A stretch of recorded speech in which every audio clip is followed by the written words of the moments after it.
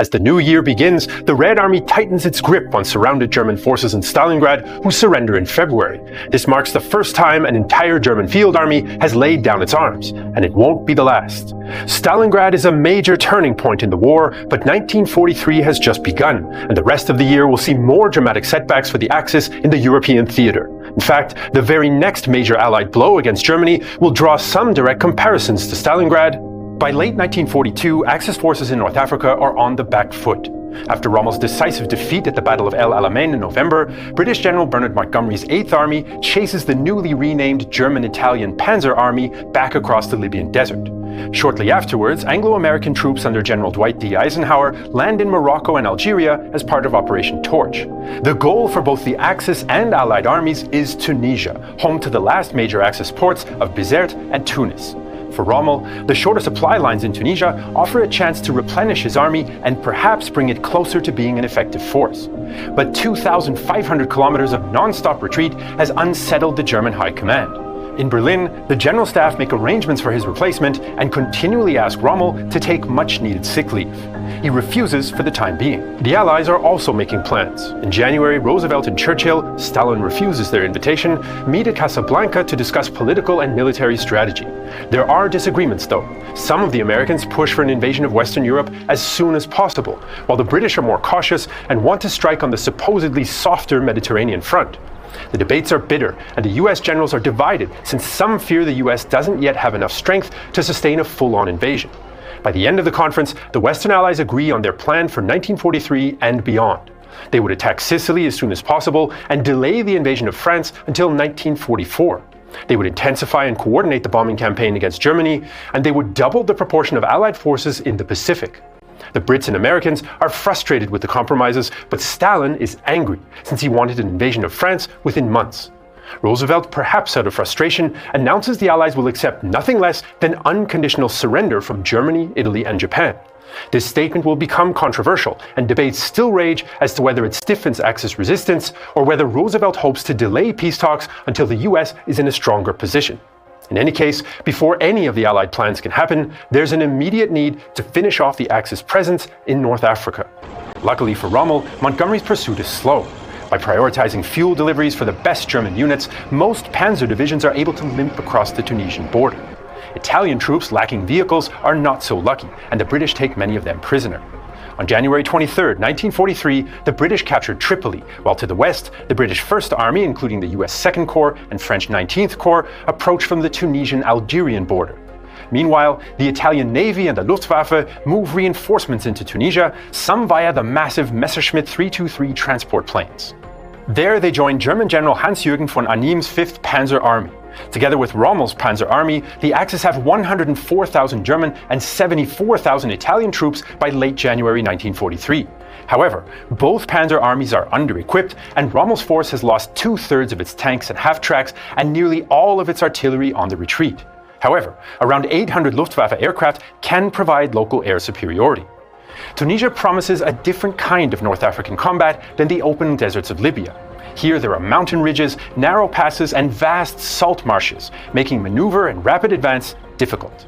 Although cornered, the Axis troops still pose a threat to the spread-out Allies and prevent the rapid capture of the ports in late 1942.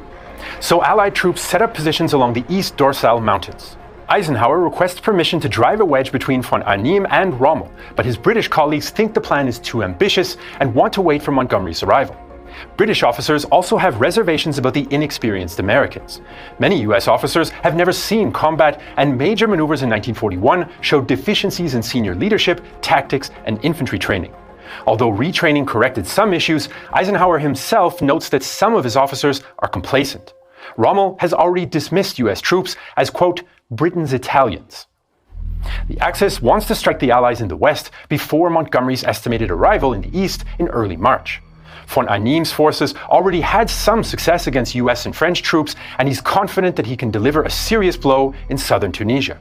Once Rommel arrives, the Germans adopt a two-part plan. Operation Frühlingswind, Spring Breeze, will see Arnim's 10th and 21st Panzer Divisions strike against vulnerable US positions around Sidi Bouzid, a major supply base and headquarters of the US 1st Armored Combat Command A. Once von Arnim has pinned US forces there, Rommel's Panzerarmee will launch Operation Morgenluft, Morning Air, a rapid strike from Gabez to Gafsa and through US positions around Kasserine. But things are tense at German headquarters. Rommel and von Arnim don't like each other, and their animosity grows as they work together, which means overall commander Albert Kesselring has to intervene to smooth things over. The dual operations also have no definitive end. Instead, German commanders will quickly draw up extended plans based on the results. On February 14th, von Arnim launches Frühlingswind with 2 armored columns breaking out of Faib.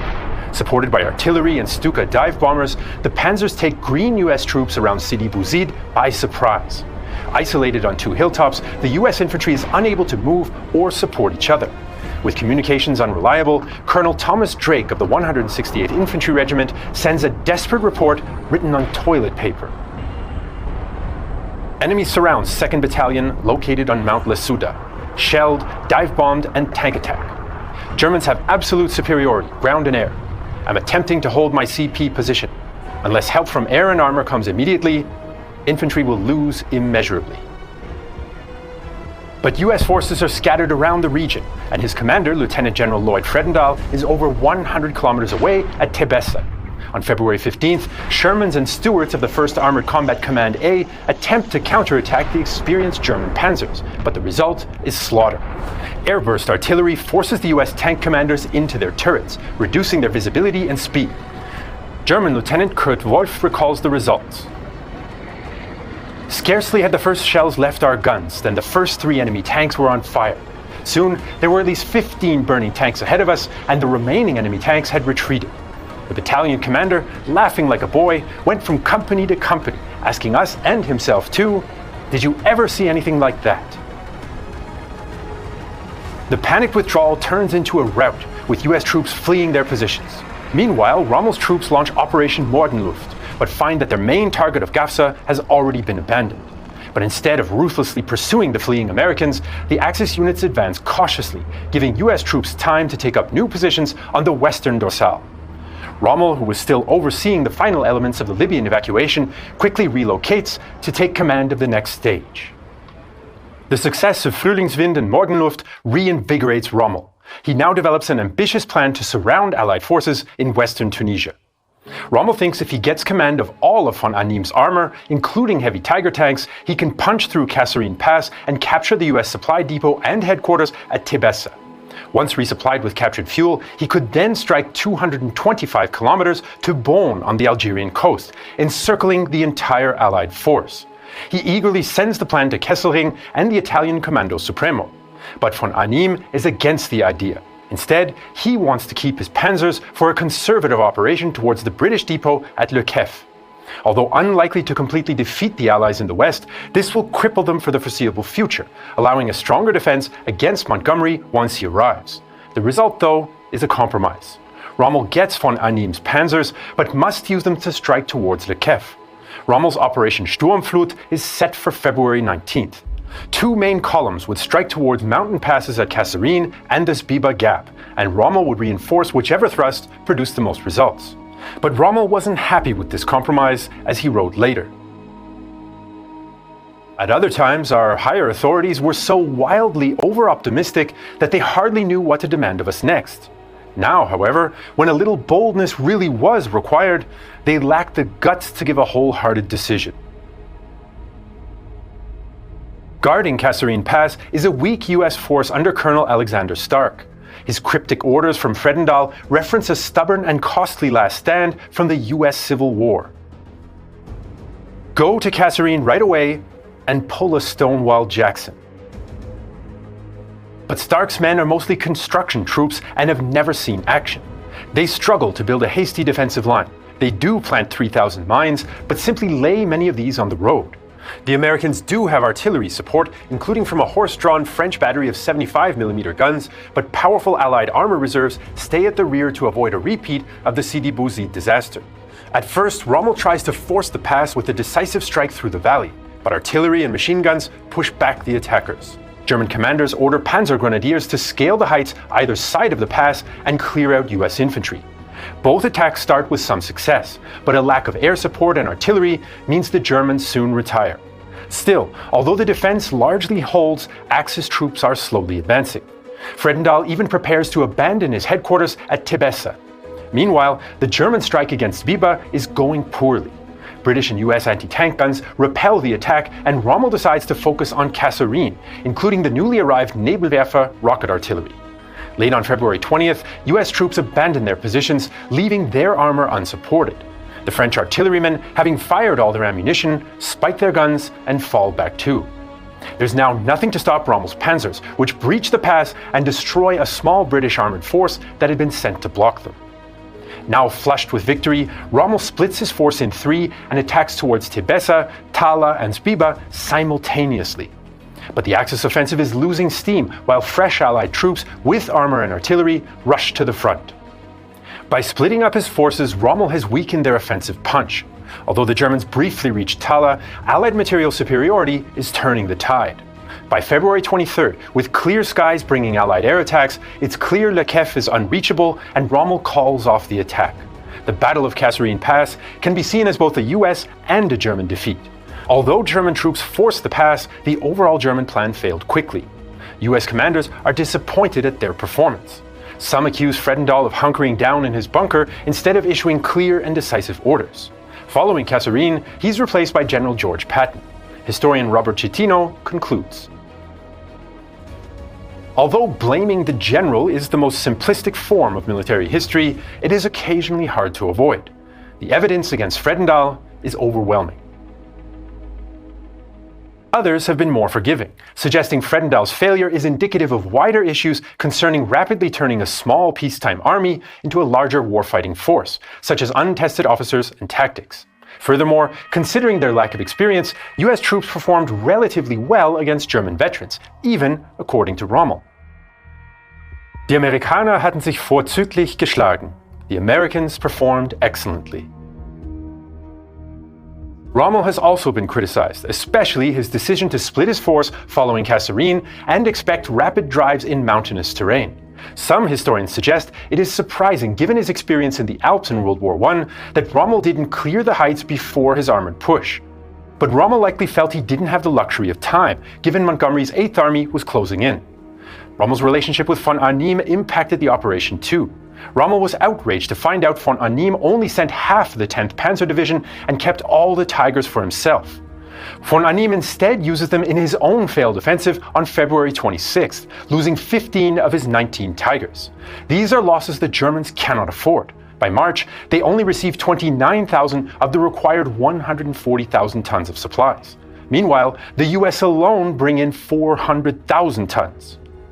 What's left of Rommel's forces will now be needed to face off against Montgomery in the east, and Rommel rapidly relocates to the Mareth line to face his old opponent.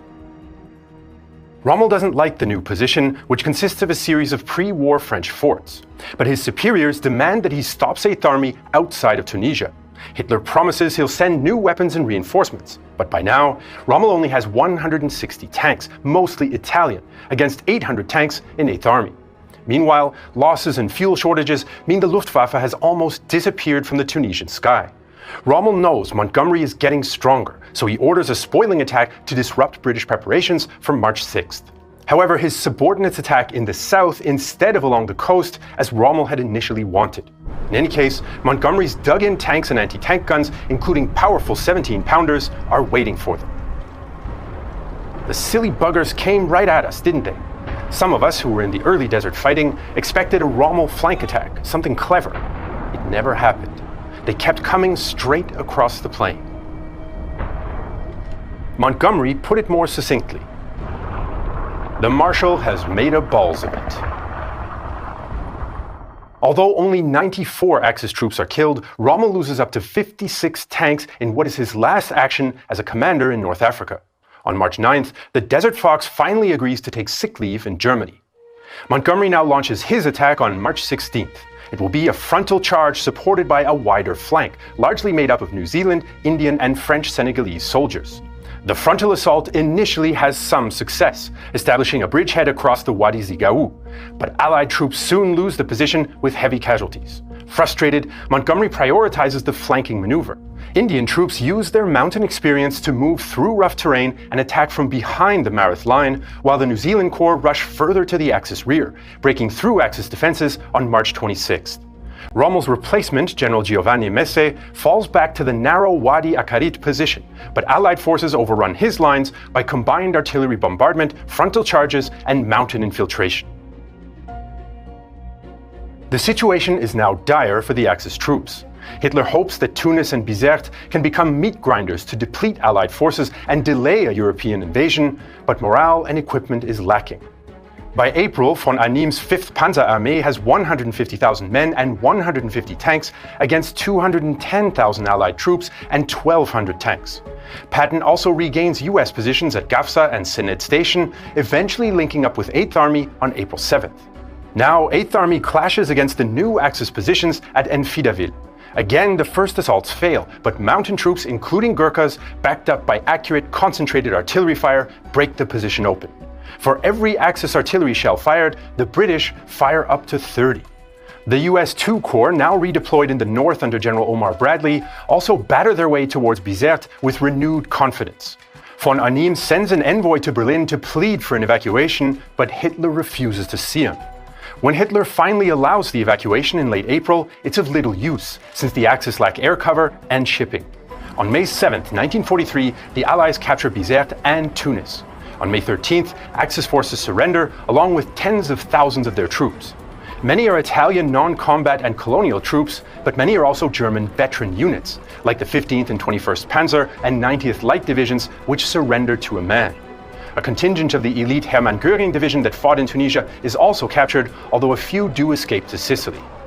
Almost immediately, Allied troops referred to the Tunisia campaign as Tunisgrad, a reference to the recent Soviet victory at Stalingrad. This is due not only to the tough nature of the fighting, but also the seemingly decisive nature of the victory and the number of prisoners taken.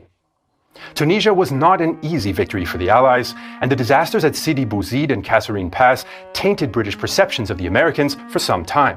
In total, the Allies suffered 70,000 casualties in Tunisia, with the US losing 2,715 dead, 9,000 wounded, and 6,500 missing or captured in its first major campaign in the Mediterranean theater. Of course, these numbers are not close to Soviet losses at Stalingrad, but they are a large portion of the roughly 240,000 Allied casualties for the whole North African theater since 1941. Axis losses in Tunisia are up to 62,200, with 12,200 killed. Also, far less than Stalingrad. Similar to Stalingrad, though, the capture of Tunisia trapped and destroyed a large Axis force of over 250,000 men. Army Group Africa may not have been as central to Axis war plans as 6th Army at Stalingrad, but it was still a significant Axis investment in manpower and resources. Its defeat also eliminated tens of thousands of experienced troops as well as material that Germany desperately needed elsewhere. In fact, the Germans redirected transport planes earmarked for Stalingrad to Tunisia, meaning they couldn't supply either location properly. The Luftwaffe struggled to recover from the losses it suffered over Tunisia and the Mediterranean theater, which amounted to 41% of the entire air force. The victory was also total, since the Axis would never be able to return to Africa or even plan to. They would instead, from now on, move into a defensive posture, concerned with the defense of their key territories. Meanwhile, Allied confidence grew, especially in Britain, after the disasters of 39 to 41. Despite the Kasserine defeat, Allied forces were starting to perfect an operational doctrine that combined high levels of mechanization with sophisticated logistics and thorough battle plans. This allowed them to effectively translate their advantage in industrial capacity onto the battlefield. Meanwhile, the victory showed the German way of war was faltering. German principles of Auftragstaktik, or mission command, which emphasized autonomy and flexibility at lower levels of command, were coming unstuck against Allied material superiority and firepower. Such methods worked well early in the war against inexperienced and unprepared enemies, but the Allied method left little room for mistakes that the Axis could exploit. As historian Paddy Griffith concluded, German tactical analysts might growl resentfully that US tactics were inflexible, plodding, and all about material superiority, exactly like Montgomery's in effect, but the fact remained that the Germans could not win such a battle. But the Allied method still has weaknesses. Much of the material needs to be brought across the Atlantic, and although Germany is retreating on land, they're still on the attack at sea, which the Allies need to stop if they hope to invade Europe anytime soon.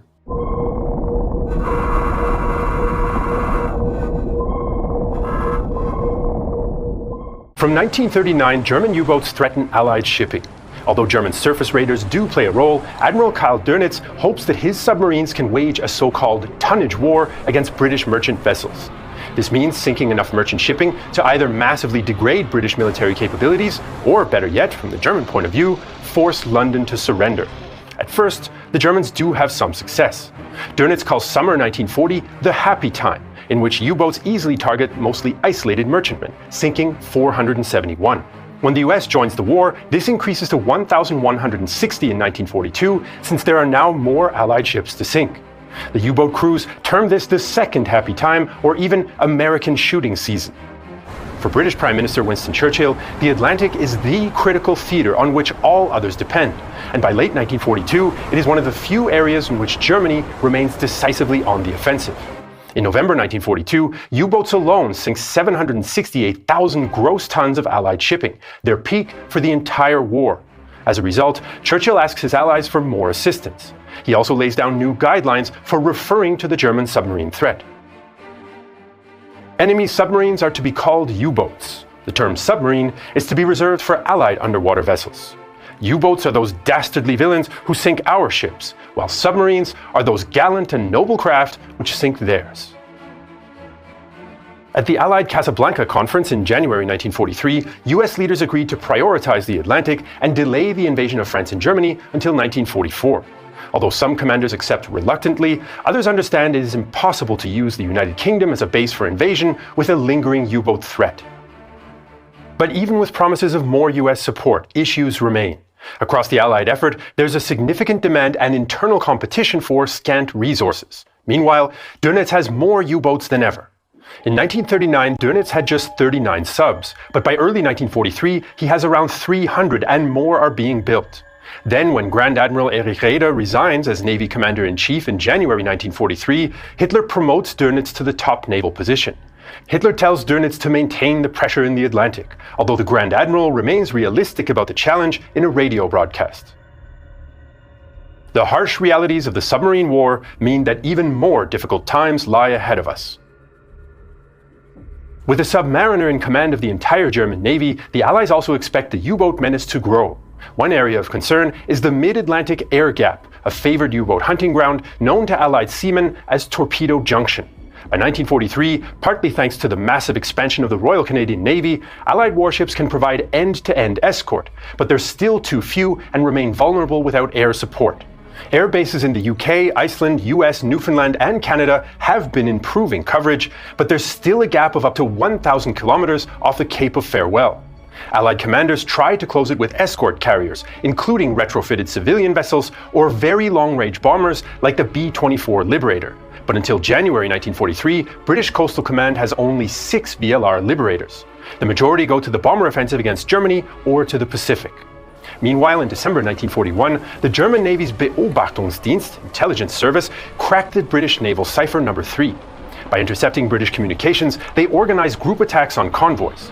U-boats locate about 70% of convoys thanks to code breaking. Allied resources are also drained by the 1942 Operation Torch landings in North Africa and the Battle for Tunisia in early 1943. The Royal Navy diverts 125 destroyers and other escort ships to Torch, while fuel demands for African operations mean that North Atlantic convoys have less fuel to outmaneuver U-boats. The result is an increase in sinkings in early 1943. In March alone, German U-boats and surface ships sink 120 Allied ships globally, totaling 704,000 tons, 484,000 of which sinks in the Atlantic. This rapid increase in tonnage sunk, 74% over the previous month, is often seen as a major crisis. A March 1943 British memorandum claimed, "There is insufficient shipping to allow us to develop the offensives against the enemy which have been decided on. Every ship sunk makes this situation worse. We can no longer rely on evading the U-boat packs, and hence, we shall have to fight the convoys through them." A December 1943 Allied report even goes so far as to suggest victory in the Atlantic, and therefore the entire war was threatened. More recent research, though, has questioned this crisis idea. The supposed March crisis mostly focuses on 2 convoys, which suffered disproportionate losses. 22 of 90 merchant vessels sunk. Overall, however, only 31% of March convoys are attacked, much lower than the 52% attacked in November 1942. In fact, in the first quarter of 1943, sinkings are lower than any 1942 quarter. The Allies are also building more ships than they're losing, with a net gain of 2 million gross tons by March 1943. Perhaps most significantly, there is nothing in German sources which portrays March as a moment of imminent victory. In fact, within 2 months, the U-boats withdraw from the Atlantic in defeat. Just as the March convoy battles are raging, the Allies meet in the Atlantic Convoy Conference to better pool resources and standardize procedures. The top priority is closing the mid-Atlantic air gap and taking the fight to the U-boats. The commander-in-chief of the Western approaches is optimistic. I really have hopes now that we can turn from the defensive to another and better role, killing them. Early 1943 also sees several tactical, technological, and military developments all coming to fruition around the same time. Ultra-intelligence from the cracked German Enigma is the most well-known tool available to the Allies, but it was by no means the only one, or even the most important. Ultra can provide a general location of most U-boats, which are tracked by the men and women in London's submarine tracking room. Convoys reroute around them, which is an effective tactic. But ultra-intelligence is slow, and sometimes it takes up to 72 hours to decrypt German communications. There are also periodic blackouts when Germans alter their settings, including almost all of 1942. And as the number of U-boats at sea increases, the likelihood of evading them decreases. Ultra is vital as a wider strategic tool, but cannot pinpoint U-boats that are preparing to attack. That's where other technology comes in. By early 1943, more Allied escorts are equipped with better sonar and radar equipment. Underwater ASDIC sonar can listen for submerged U-boats, gauging range and bearing. Not only does this reveal approaching U-boats, but allows for more accurate use of anti-submarine weapons, like the Hedgehog and depth charges. Meanwhile, ships and aircraft equipped with the new 10-centimeter radar can detect U-boats on the surface. None of these tools are perfect, but when combined with others, they create a near impenetrable network of defenses. The first indication of a U-boat attack would be from the ASDIC people, who would pick up a contact. You could hear these pings, and the difference between the ping and the pong is the distance how far the submarine is away. When they think they're right over the top of the submarine, the order is fire. That means the depth charges go. A colossal volume of water would come up. It was almost like lightning going across the water. In daytime, it's a fantastic thing to see. German submariner Anton Staller aboard U-188 is on the receiving end of a depth charge attack in March 1943. Alarm bells shrilled loudly. Destroyer on the starboard bow, range about 5,000 meters. A quick glance at the manometer showed me that we were at 100 meters. At the same instant, for the first time I heard ahead of us the roar of exploding depth charges. Now I discovered how appallingly loud these sounded underwater. Though fearful, I concentrated on my hydrophone, wondering if I would ever hear anything again in my life. Another important Allied development is high-frequency direction finding, known as HFDF or HFDUF. This can detect German U-boat radio communications out to 25 kilometers, close enough to pursue and attack. It greatly outranges surface radar and helps allow escorts to be more proactive. The technology existed since 1942, but in 1943 it's much more available, with at least 2 HFDUF-equipped ships per convoy. With this comes more powerful anti-submarine weapons and better organization. Previously, 6 escorts were considered adequate to protect 24 merchantmen, but civilian experts led by Professor P.M.S. Blackett find that 8 escorts can protect 48 merchant ships just as effectively. This combines smaller convoys into larger ones and frees up escorts which can become mobile support groups assisting specific convoys that have fallen under attack. The convoys and their escorts also adopt new tactics based on the in-depth analysis of previous convoys. From February 1942, Britain's Western Approaches Tactical Unit conducts war games based on recent attacks to estimate and predict U-boat group tactics. Much of this analysis is carried out by the staff of the Women's Royal Naval Service, better known as the Wrens, who work as plotters, mathematicians, and players in the war games. The result is new evasion, search, and convoy patterns, which are taught to officers in special training courses. By 1945, 5,000 Royal Navy officers have received tactical unit training. And finally, there are more very long-range bombers and escort carriers. By May, Coastal Command has 49 VLR bombers, up from 17 in February. Although dwarfed by the hundreds of bombers attacking German industry, this number is enough to close the air gap. Aircraft like B-24 Liberators, Whitley bombers, and Sunderland and Catalina flying boats become vital submarine killers, quickly accounting for around half of U-boat losses. The combination of new tools and tactics is devastating to the U-boat fleet. In April, the battle balances out as the Allies lose 39 merchantmen but sink 15 U-boats. May 1943 is the decisive month, especially the voyage of convoy SC-130.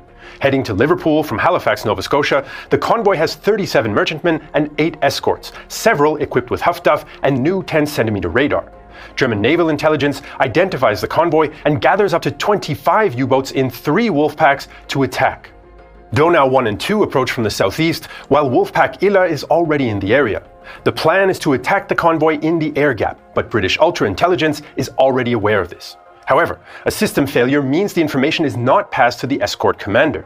Even so, when the attack opens on May 18th, the escorts proactively sweep for the U-boats and spoil their attacks, while the convoy also makes evasive turns. Soon the battle moves within the range of approaching Allied aircraft, which hound the U-boats and force them to submerge. By May 21st, U-boat command abandons the attack. The Allies sink 3 U-boats and damage another with no losses. On board one of the sunken U-boats, U-954, is Admiral Dönitz's youngest son Paul, who dies with the rest of his crew. The SC-130 battle is the pinnacle of a terrible month for the Kriegsmarine, in which they lose a total of 41 U-boats, almost 25% of those that are operational. Kapitänleutnant Peter Erich Kremer at U-boat staff headquarters later recalls. This May situation was quite out of hand. As I was soon to learn, the number of boats that failed to return from patrol reached more than 1 a day. There was talk of Black May. On May 24th, Dönitz orders his U-boats to withdraw from the Atlantic until better equipment and countermeasures are available. So why did things go so wrong so fast for the U-boats? Allied developments are one factor, but there were also German weaknesses. Firstly, the Germans had poor intelligence on Allied capabilities, especially Huff Duff, radar, and Enigma decryption. As a result, submariners didn't know how to avoid or compensate for them. Secondly, Dönitz's top-down approach required constant radio reports, especially before an attack. This gave British Ultra and Huff Duff detection more chances of locating them. During the SC-130 battle, there were 104 Huff Duff reports, allowing the Allies to pinpoint the U-boats. Thirdly, the Kriegsmarine lacked reliable air cover. Dönitz demanded more from Hermann Göring's Luftwaffe, but Göring resisted diverting resources away from his own interests. The increase in U-boat numbers also didn't mean a proportionate increase in sinkings, although the sheer number of active U-boats still worried the Allies. By April 1943, the average kill per U-boat at sea had sunk to 2,000 tons. This might be interesting as a sort of sporting score, but the number of U-boats operating had so greatly increased that it was of little significance in solving the problem. When Daniel Boone, who shot 50 bears a year, was replaced by 50 hunters who averaged 1 each, the Bears saw no occasion to celebrate the decline in human marksmanship. And individual U-boat performance and crew experience were dropping quickly. In 1940, U-boat commanders had an average 2 years experience, but in 1943, this was only 8 months. Most U-boat captains killed in May 1943 had only 1 or 2 patrols to their name. In 1940, 2% of U-boat captains were responsible for 30% of sinkings. All these so-called aces had entered the Kriegsmarine before 1935, but by 1943, the veterans of the early war were gone. Roughly 850 U-boats, about 75% of the total built and crewed during the war, would never damage an Allied merchantman. In November 1940, the average tonnage sunk per U-boat per day was 430 tons. In January 1943, though, it was just 65. From 1939 to early 1943, the Atlantic is the only theater in which Germany successfully maintained the offensive. But now, even there, they are in retreat. Dönitz's withdrawal is not meant to be permanent, though. He fast-tracks new U-boat developments and shifts back to smaller group tactics, but the U-boat wolfpacks will never make a meaningful return. Instead, the Atlantic becomes the logistical highway for the Allied invasion of Europe. But as Allied leaders have decided at Casablanca, Northern Europe would have to wait. The next push would be in the so-called soft underbelly of Europe, although it will prove to be much harder than anticipated.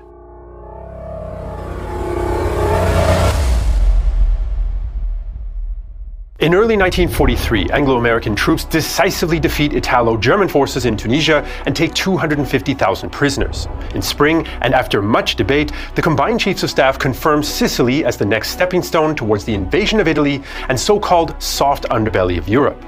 They hope taking Sicily will provide freedom of movement for Allied forces across the Mediterranean and allow bomber fleets to reach further into occupied Europe. It may also appease Stalin by opening up an additional front in Europe just as German forces launched their summer offensive at Kursk. Sicily's invasion could even force Italy to withdraw from the war, although this is more of a hope than an expectation. Allied intelligence successfully causes doubts amongst the Axis as to where the invasion will take place. During Operation Mincemeat, Allied operatives planned fake invasion plans for Greece on the corpse of a supposed Royal Marines officer, which is then dropped off the Spanish coast. Through the false information, the Germans moved several divisions to Greece. Allied air raids also target Sardinia to further muddy the waters about the actual invasion target. British Field Marshal Harold Alexander oversees the invasion, named Operation Husky, using the specifically created 15th Army Group, which included the British 8th and US 7th Armies. The initial invasion force consists of about 160,000 men, 600 tanks, and 1,800 guns. They're supported by around 4,000 Allied aircraft of Mediterranean Air Command operating from North Africa and Malta. The Allied airmen's goal is to seize air superiority, interdict the island, and provide close air support. This force will face off against General Alfredo Guzzoni's 6th Italian Army. He has 10 divisions, although 6 of these are mostly static coastal defense divisions. Overall, he has around 200,000 combat troops and 260 tanks and armored cars. They're supported by up to 30,000 German troops and personnel of the 15th Panzergrenadier Division and Panzer Division Hermann Göring. Considered elite, these German divisions are under-equipped and filled out with replacement soldiers after costly battles on the Eastern Front. But they can still field around 100 Panzer IIIs and IVs and 17 Tiger tanks. In the air, the Axis have up to 1,600 available aircraft from multiple bases on Sicily, Sardinia, and Italy. But the Italians struggle with poor equipment. The Livorno and Napoli divisions are arguably the best in the Italian army, but are largely equipped with obsolete early war tanks or captured French vehicles. Available Axis vehicles are grouped into mobile units, the most powerful of which is Battle Group Schmalz.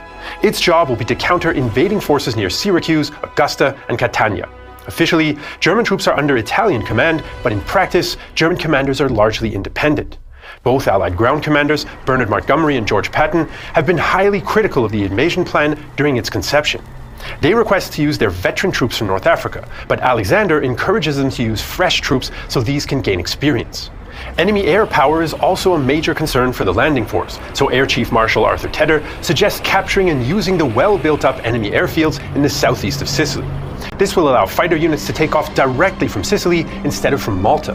Patton and Montgomery also request more close air support during the landing, but Tedder argues that gaining air superiority through bombing enemy airfields is a better use of Allied air power. From early June, Allied planners prepare for the invasion. On June 11th, the Allied Navy and Air Force bombard the nearby fortress islands of Pantelleria and Lampedusa into submission. Then on July 2nd, D-Day -7, Sicily and targets in southern Italy come under heavy aerial and naval bombardment to disrupt and destroy supply lines, airfields, and defenses. As a result, the Axis relocate the vast majority of their aircraft to mainland Italy, leaving only around 125 planes in Sicily. By this time, the Mediterranean Air Command has achieved air superiority over the region, although German Luftflotte 2 still has bomber and fighter reserves available to potentially disrupt a landing in Sicily. Meanwhile, British and American paratroopers are getting ready for their drops. British and American planners developed the airborne component of Husky at short notice, and some commanders are concerned about the drop planned for the night of July 9th. US 82nd Airborne Commander Major General Matthew Ridgway is worried about friendly fire and a lack of night flying experience amongst American pilots. All in all, 5,300 airborne troops are supposed to land in Sicily. US troops will mostly jump from C-47s, while British paratroopers will arrive on gliders. But there's a lack of trained glider pilots, and US C-47 pilots have little experience in towing gliders. Once on the ground, the paratroopers will secure important crossroads and bridges to slow or stop Axis counterattacks against the landing beaches. The 82nd Airborne will seize high ground around the junction at Piano Lupo, while the British 1st Air Landing Brigade will capture the important Ponte Grande Bridge near Syracuse. As the first Allied planes head for Sicily, things go quickly wrong. The planes towing gliders rapidly fall out of formation and lose their bearings. Things get even worse when they come under anti-aircraft fire. The tug pilots dip and weave, and some prematurely release their gliders. Of the 144 gliders dispatched, only 54 land in Sicily, and only 6 on target. Up to 69 may have crashed into the sea, likely drowning around 300 paratroopers. This meant only around 100 men are immediately available to attack their targets. The American drop fares little better. Pilots again lose their way in the dark, while strong winds batter the landing zones. Most paratroopers land in small groups, and less than 200 are immediately available to capture the Piano Lupo junction. In many cases, troopers simply land and make their way towards the noise of battle. But despite the low numbers, Anglo-American troops attack many of their first objectives. A single glider team captures the Ponte Grande Bridge, and US paratroopers battle against defenders of Piano Lupo. US paratrooper Bob Fielder recalls approaching the nearby Biazza Ridge. Suddenly, there was an unmistakable, loud, ripping burst from a rapid-fire German machine gun. Never having heard the sound of 1,200 rounds per minute, I wondered, what in the world is that? At Ponte Grande, Italian troops with mortars and armored cars attacked the British paratroopers, whittling their numbers down to just 70. The paratroopers now await relief by seaborne forces. Despite the high casualties, the misdrops do have one benefit. The widely dispersed landings make the invasion seem larger than it actually is, and Axis forces are occupied dealing with guerrilla-style attacks. Although Guzzoni announces an invasion, Axis command makes no serious effort to counter it on the beaches. Coinciding with the nighttime airdrops are coastal commando raids by No. 3 Commando and SAS teams. Their job was to clear the coastal guns and obstacles. At around 3 a.m. on July 10th, the first seaborne units land. At the Pacino Peninsula, the Royal Marines, 1st Canadian and 51st Highland Divisions come ashore in the darkness to find most Italian positions abandoned. In many cases, the coastal defenders have simply fled their posts. The British 50th and 5th Divisions land south of Syracuse to equally light resistance. By 5 a.m., the Brits and Canadians have secured the beaches, and heavier landing craft deliver tanks and trucks. Allied troops take Pacino Airfield, which they then ready for Allied aircraft. The British 50th Division runs into British paratroopers who've just retreated from the Ponte Grande, and together they rapidly retake the bridge. The US landings also largely go to plan despite the rough seas. Major General Lucien Truscott's 3rd Division lands first and sweeps towards Licata to cover the landing beach's left flank. As they advance, they knock out coastal defenses and railway guns to clear the way for other divisions. In the east, the 45th Division capture the Comiso airfield and secure the landing beach's right flank. The 1st Infantry Division lands at Gela, including a contingent of French-Moroccan troops, and although resistance is stiffer, they take the town by 8 a.m. By now, the first serious Axis counterattacks arrive, as Guzzoni orders the Livorno and Hermann Göring divisions against the US beaches. However, bombing and paratrooper activity has cut communications, meaning these first counterattacks are poorly coordinated. To the east, Italian Black Shirt militia attack the Canadians, who easily push them back. British troops now approach Syracuse, a major port and key to continuous naval supply for the British landing forces. Guzzoni hopes its formidable defenses will protect it. However, Allied troops enter in the afternoon to a reportedly riotous welcome by the locals. Italian units do counterattack towards the city, including with captured French R-35 tanks. But by now, British troops have brought up anti-tank guns and other defenses. Italian tank commander Adamo Profico recalls the attack. "We left my tank in the lead. After a few hundred meters, my driver turned to me and shouted, 'Mines!' The tracks of our tank had already gone over the first mines, which duly went off. The second tank arrived at full speed, and as it took the curve, a gun hit its right tracks. This disabled its steering, and it careened off, rolling down the escarpment. Right on its heels, the third tank arrived, also going at full speed. As soon as it had made the curve, its front was hit." By the end of D-Day, Allied commanders likely feel things are going well. Their troops are ashore, beachheads are expanding, several captured airfields are already in use by Allied fighters, and Syracuse has fallen. But there are mounting issues. Of the 5,300 airborne troops dispatched, only 2,000 are fit for duty the next day. Army commanders on the ground also complain about a lack of air cover. With Allied aircraft occupied with fighter and fleet escort missions, no close air support is available on D-Day and D+1. This lack of continuous air cover allows a German Luftwaffe attack against the Gela transport area to get through and sink the ammunition ship SS Robert Rowan. The Axis forces are also recovering from the initial shock. Now that they've identified the landing beaches and Allied forces, Guzzoni orders more organized counterattacks. Battlegroup Schmalz blocks Allied progress towards Augusta, while the Livorno and Hermann Göring divisions make a stronger move against the Gela beachhead. On July 11th, 3 Italo-German columns attempt to break through to Gela. In the west and center, the Americans repel the Livorno division with heavy losses. However, the Hermann Göring division's panzers make better progress against the light anti-tank weapons of US screening forces. German tanks break open the line and head for Gela and the beaches. With Allied tactical support aircraft busy elsewhere, the 1st Division rushes anti-tank guns and armor ashore. Eventually, a handful of vulnerable catapult-launched Navy spotter planes are able to direct naval gunfire and stop the German attack. Axis commanders realize the offshore armada would destroy any further attempts to reach the shore, so their forces withdraw and take up blocking positions around Caltagirone. But despite the failure of Italo-German counterattacks, they do slow the progress of the American 1st and 45th Divisions. The Luftwaffe is less successful and are only able to offer sporadic resistance from the remaining Sicilian airfields. Johannes Steinhoff from Jagdgeschwader 77 later recounts the desperation in his memoirs. With what we could scrape together of the remnants of the group, we would fly along the north coast over Etna's crater towards the Straits of Messina, where we would fling ourselves at the B-17 flying fortresses in a series of uncoordinated attacks. Our numbers were so few that we would do little damage, and even that little depended upon our breaking through to the bombers. To reinforce the US troops, further paratrooper drops are planned for late July 11th, but the drop is another disaster. Recent German bomber attacks have the Allied anti-aircraft units on high alert. When the Navy and Army gunners spot the friendly C-47s, they mistake them for Axis craft and open fire on them.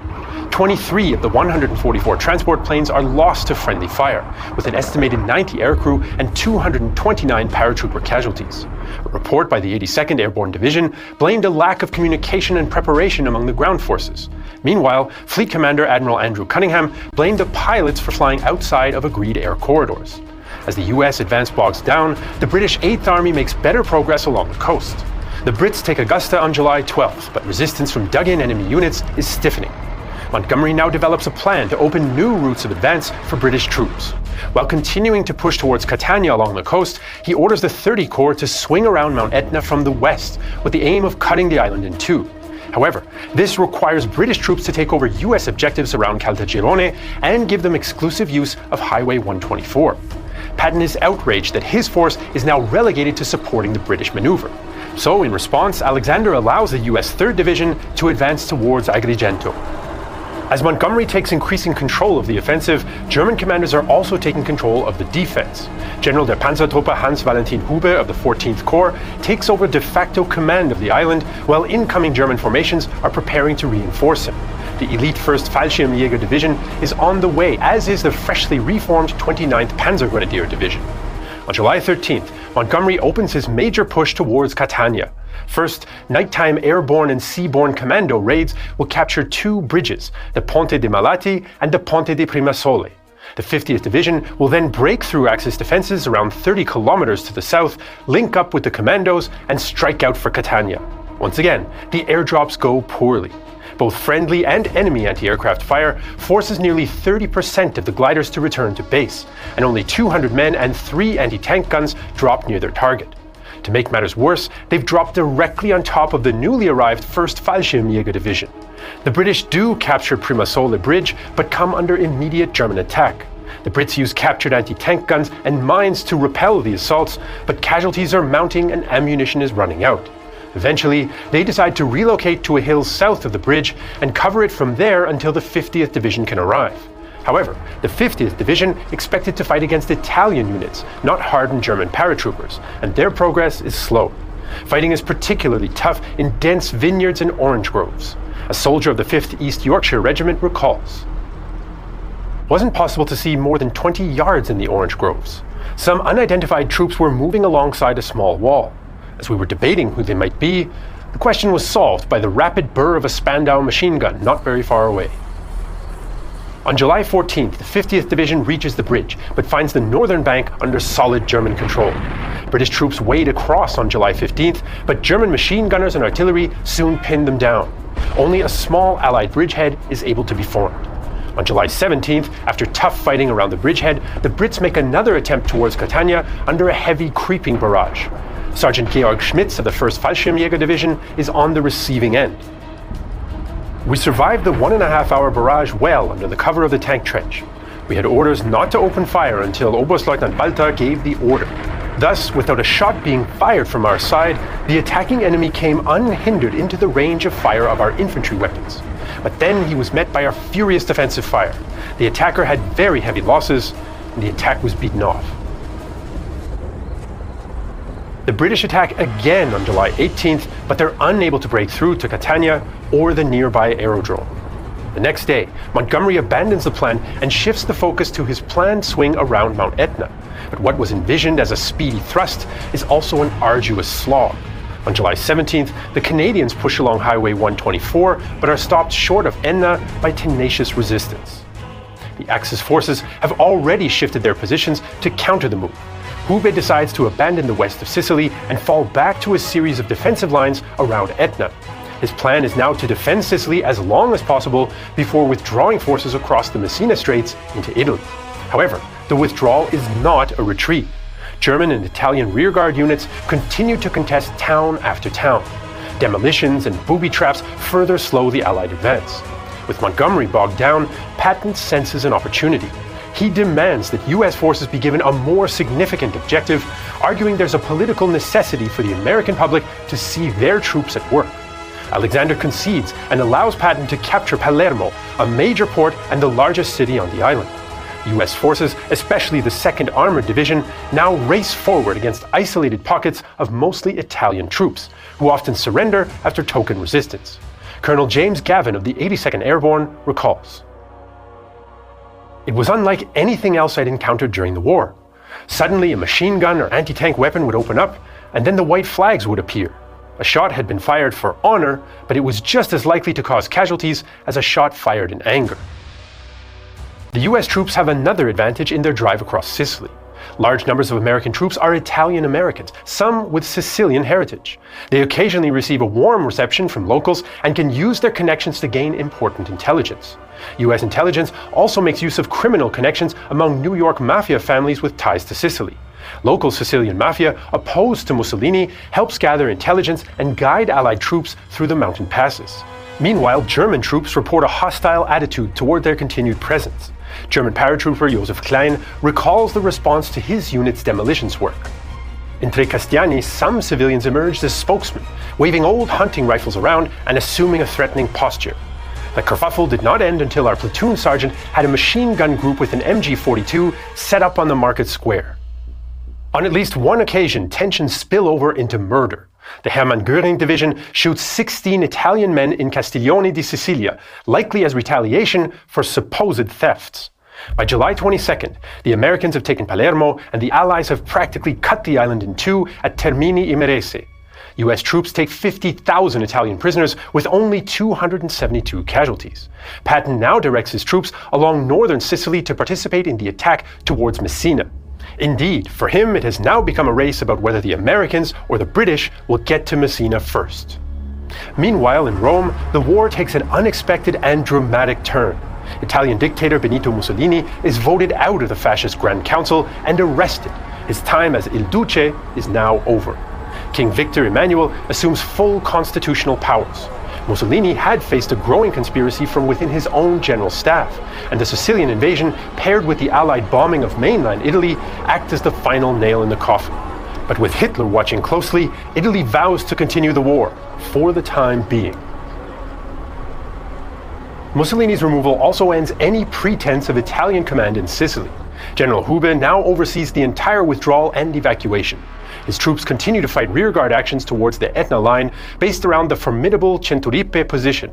Meanwhile, US troops advance towards Troina, another prepared defensive point. Carefully positioned German anti-tank guns, machine guns, and tanks take their toll. In many cases, small groups of Axis troops delay entire Allied divisions in the narrow mountain roads. Progress is also hampered by a lack of close air support coordination by the Allies. The process of requesting airstrikes is slow and convoluted, and in any case, fragile radio equipment breaks down or cannot get through the mountainous terrain. Confused boundaries between US and British units add to the problem. As the British 30 Corps assault Centuripe, fighter bombers of the US 12th Air Support Command attack them by mistake. 30 Corps Commander Lieutenant General Oliver Leese phones General Omar Bradley to complain. "What have we done that your chaps would want to bomb us? They've hit right on top of my headquarters. They have really plastered the town." Exhausted and inexperienced Allied units are now near breaking point. Major Derek de Stackpool of the 7th Royal Marines, an entirely green formation, recalls an attack on Ditaino. "My God, when I think of the things that went wrong, the unpreparedness, and the rush and hurry of the whole blasted amateurish mess-up. Poor old 7th RM. Never have so many been buggered about by so few. Only the release of experienced units from North Africa breaks the deadlock. Aided by the arrival of the British 78th Battle Axe Division, the British and Canadians captured Centuripe and its dominating heights on August 1st. On August 6th, the US 1st Division finally captures Torina, but only after the Axis counterattack no less than 24 times. With these two positions lost, Houben knows that the battle is now over. He speeds up preparations for evacuation, but continues his punishing rearguard actions. The British 3rd Division, advancing along the coast, is especially held up at Monte To assist it, Patton orders amphibious landings behind enemy lines on August 8th, 11th, and 16th. Although risky, these so-called end runs do ease the advance. The British also conduct their own landing on August 16th to cut off retreating elements of the Hermann Göring Division, but are unable to catch them. Both Allied forces now converge on Messina, and during the night of August 16th, the vanguard of the US 3rd Division enters the outskirts. Houben's well-organized evacuation comes to an end. The narrow straits, coastal guns, and large anti-aircraft forces means the Allied forces mostly don't disrupt the evacuation, and on August 17th, Houben's command is one of the last units to leave Sicily. Of the eventual 460,000 Allied troops in Sicily, around 5,000 are killed and up to 16,000 wounded in Operation Husky. An additional 3,500 are missing. Of those killed, 1,400 are paratroopers. German losses are 4,500 killed, 13,500 wounded, and around 10,000 missing or captured. Italian losses are especially high. 4,650 Italian troops are killed, 5,000 wounded, and up to 152,000 missing or captured. The loss of Sicily also decimates Axis air units. In July 1943 alone, 711 German aircraft were lost in the Mediterranean theater, and the Italian Regia Aeronautica is in the process of dissolution after Husky, a high cost for the limited damage that they were able to inflict. But despite these results, there are Allied complaints with the first major joint operation. There was poor coordination, especially between different branches, as well as animosity and a lack of communication between commanders. Although tactical air superiority improved as the invasion went on, Army commanders consistently claimed that they rarely saw friendly air cover. Air commanders replied that they were attacking targets further to the rear, a more important contribution. Better communication regarding objectives and methods may have smoothed over these tensions. Alexander is also accused of giving Montgomery too much control and undervaluing US troops' potential, while Patton too is criticized by both superiors and subordinates. General Omar Bradley, who served under Patton, accuses him of recklessness with the lives of his men, especially in his race to beat Montgomery to Messina, a race some historians suggest Montgomery was not even aware of. News also emerges of two incidents in which Patton slapped enlisted men, and at Biscari on July 14th, US troops massacre 73 Axis prisoners. The perpetrators claim Patton ordered for no prisoners to be taken, something Patton denied. There were also missed Allied opportunities, as Houben's phased withdrawal preserved his fighting strength.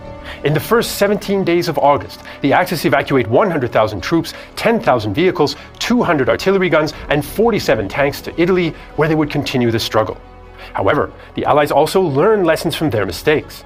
For example, almost all aircraft will display clear invasion stripes to prevent friendly fire during the Normandy invasions, while airborne operations will enjoy longer planning periods and wider use of Pathfinder units to guide in the paratroopers. They also make tactical improvements, including improved rugged radios and clearer channels for requesting air support. Arguably, though, the biggest outcome of Husky is also a mostly unintended one. The removal of Mussolini opens the question of Italy's role in the war. But while the Allied demand of unconditional surrender remains, Italy seems reluctant to surrender, and the battle for Italy will continue. In fact, many of the units on both sides who'd fought in Sicily will soon meet again on new battlefields. The next step for the Allies is the invasion of the Italian peninsula, which begins on September 3rd, an event that causes the collapse of Mussolini's regime and a new Italian government to join the Allies. It's a political success for the Allies, but militarily, things quickly bog down into grinding positional warfare. American, British, and Canadian forces are able to gain a foothold, but the Germans quickly disarm the Italian army, take control of the country, and rush troops to the landing zones. Allied troubles in command and coordination, plus Italy's mountainous terrain and skillful German defense, all mean that by the end of the year, larger Allied forces are stuck up against the German position south of Rome, known as the Gustav Line, with its strongest point at Monte Cassino. In fact, the truly decisive breakthrough was going on at the same time as Operation Husky, but far to the east. There, the Wehrmacht and the Red Army waged the biggest battle of all time at Kursk, and although the Germans inflict more losses than they suffer, the Red Army emerges victorious.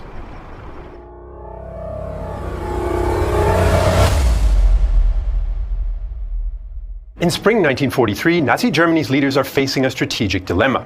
The Soviets stopped their 1942 offensive at Stalingrad, Allied bombers are pounding German cities, Axis forces in North Africa surrendered to the British and Americans, and Allied ships are winning the war against the U-boats. But Adolf Hitler and his generals know they cannot defeat the Soviet Union while fighting a multi-front war, so he is cautious. This year, we cannot undertake any large operation in the east. We must avoid all risks. I think we can only make limited strikes. Hitler believes that once the Anglo-Americans try and fail to open a second front in France, he'll be able to strike a decisive blow against the USSR. The immediate priority for him is to draw the Red Army into a battle of attrition, to weaken it so badly that the Soviets won't be able to launch a major offensive of their own in 1943. This is especially important since in spring 1943, the Red Army outnumbers the Wehrmacht in the east 2.1 to 1 in men, 4.6 to 1 in tanks, and 3.1 to 1 in guns. And despite the catastrophic losses in men and equipment suffered by the Soviet Union in 41 and 42, Red Army commanders are indeed planning sweeping offensives. They plan to smash the Germans around Oryol, which would open the way to Bryansk, Minsk, Poland, and even East Prussia, while a simultaneous offensive through Kharkiv would let them recapture Poltava and Kiev and threaten the German rear to the north or its allies Hungary and Romania. If the Soviet plan works, the war might be over by 1944. So the Germans have a conservative plan for the Eastern Front in summer 1943, while the Soviets have high hopes for major breakthroughs, and both are focusing on the area around the town of Kursk. The Soviet General Staff, or Stavka, expects the Germans to attack the Red Army in the exposed Kursk salient, so they deploy two army groups in the area, the Central Front under Konstantin Rokossovsky and the Voronezh Front under Nikolai Vatutin, and they also create a reserve army group for an eventual counterattack, the Steppe Military District under Ivan Konev. Red Army engineers also turned the salient into a fortress to bleed out the attacking Germans. But some Soviet leaders begin to doubt the defensive plan given the long delays in building fortifications. Joseph Stalin and Vatutin both argue that the Red Army should hit the Germans first to spoil the expected enemy attack. Eventually, Marshals Vasilevsky and Zhukov convinced Stalin to start on the defensive, to weaken German armored formations before going over to the counterattack, especially because of the new German heavy Tiger tanks. The Red Army had captured a Tiger in January 1943, and the test results showed its armor is extremely strong. Regular soldiers are worried about the Tiger too. But the Germans have gotten ahead of us with their tanks again. The worst is that our guns and tanks aren't equal to the Tiger. Learning how to fight against Tigers is a key part of Soviet preparations. Red Army anti-tank crews learn to target vision ports or commander's hatches, which have a tendency to shear off after a hit. The Soviets build 6 defensive belts to protect the salient and prevent a German breakthrough. Together, the belts include 9,200 kilometers of trenches, sometimes 4 lines deep, along with 1 million mines. Most of the 300,000 civilian workers who work on the fortifications are women. The 2 first belts are the strongest, to allow the destruction of German tanks, and it's here that the Soviets create anti-tank strongpoints. A typical strongpoint has a company of anti-tank riflemen, a squad of engineers with explosives, 4 to 10 anti-tank guns, and 2 or 3 tanks or self-propelled guns. Soviet troops also dig in their vehicles so that only the turrets are visible to the enemy. But German aircraft detect the Soviet strongpoints, and so the Wehrmacht command issues instructions on how to engage them. The numerous anti-tank strongpoints visible in aerial photographs must be engaged as follows. Stuka dive bomber attack immediately followed by grenadiers attacking with fire support from Tigers. Strongpoints are to be suppressed by artillery fire and Tiger gunfire. Then the infantry attack, followed by a supporting attack by tanks. Aside from fortifications, the backbone of the Soviet defense is artillery, and they have lots of it, up to 70 guns per kilometer of front in some sectors. Soviet partisans behind German lines also contribute to the defense, and in June alone, they launched 1,100 attacks against German logistics and infrastructure, damaging 400 locomotives and 54 railway bridges. The Soviets are also planning for counteroffensives that they will launch if they can stop the German attacks. In Operation Kutuzov, the West, Bryansk and Central fronts would attack the German-controlled Areol salient and continue west. Meanwhile, the Voronezh, Steppe and Southwest fronts would strike towards Kharkiv in Operation Commander Rumyantsev. So the Red Army is planning for a German attack around Kursk and preparing a massive counteroffensive. And it is these preparations that help make up Hitler's mind about where to strike. Hitler originally wants to attack in the Donbass region to secure control of its critical natural resources. It is his generals who convinced the Führer to attack at Kursk to cripple the Soviet offensive potential. And he's not the author of the attack plan, unlike what German generals will later say after the war. But the attack is delayed, and Hitler and his generals debate about what to do. In April, 9th Army Commander General Walter Model tells Hitler that he thinks he can win at Kursk, but his army isn't strong enough yet, so Hitler decides to wait until reinforcements arrive. Then in May, Axis forces in North Africa surrender, and Hitler fears Italy might soon leave the alliance, or the Allies might land in Italy or Greece. He decides to wait until the situation in the Mediterranean is clear before committing in the east. But in the second half of May, heavy rains turn the roads in the Soviet Union to mud and render any attack impossible. In June, everything is ready, but Hitler is still hesitant. Field Marshal Erich von Manstein and General Kurt Zeitzler have been telling him that the Red Army around Kursk is getting stronger, and the longer the Germans wait, the worse their chances will be. So Hitler decides he'll wait for the Soviets to attack first instead. Then, in late June, Army Group Center Commander Günther von Kluge convinces Hitler he must attack as soon as possible, and the Führer agrees. The offensive, Unternehmen Zitadelle or Operation Citadel, is set to begin on July 5, 1943. The German plan is to encircle the Soviets and crush them. Model's 9th Army is to break through the strongest Soviet positions in just 2 days and complete the northern half of the encirclement. The southern pincer consists of General Hermann Holt's 4th Panzer Army and Army Detachment Kempf. Holt's tanks will lead the assault until they meet up with the 9th Army and trap the Red Army's best forces in a pocket. Including their reserves, the Germans have about 900,000 men, 3,900 tanks and self-propelled guns, 1,800 planes, and 8,300 artillery pieces and mortars. These figures, though, include the 2nd Army that would not participate in the attack. But the German plan has a fatal flaw. They badly underestimate Soviet strength. Including reserves, the Red Army has 2.6 million men, 8,900 tanks and self-propelled guns, 5,900 planes, and 47,400 artillery pieces and mortars that it can throw into the battle. They've also introduced new heavy weapon systems like the Su-122 and Su-152 self-propelled guns. So the Germans have finally decided to attack at Kursk, just what the Soviets have been preparing for. But when the battle starts, the Red Army is in for a surprise. On the night of July 4th, 5th, several German soldiers cross the lines to surrender and tell the Soviets the attack is imminent. Soviet aircraft and artillery spring into action to catch the Germans in their jumping-off positions. General Rokossovsky later records his assessment. Our artillery fire plastered the enemy troops preparing to attack, caused heavy losses, especially in artillery, and disrupted command systems. Our strikes surprised the fascists and made them think that we were about to attack. Their plans were disrupted and confusion spread amongst German soldiers. It took 2 hours before the enemy artillery started preparatory fire, which was disorganized and weak. For decades, this is the picture accepted by Soviet and Western historians. But it's not true. In reality, Soviet artillery strikes too soon and does little damage, and German fighters shoot down 300 Soviet planes on the first day alone.